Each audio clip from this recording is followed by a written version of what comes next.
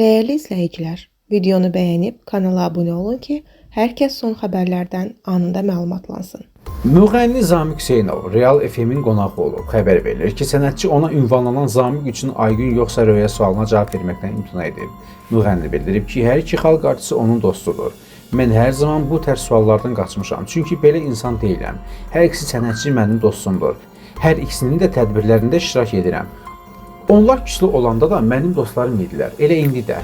Elə bir adam deyiləm ki, onlar küslü olanda mən də özümə bir tərəf seçim.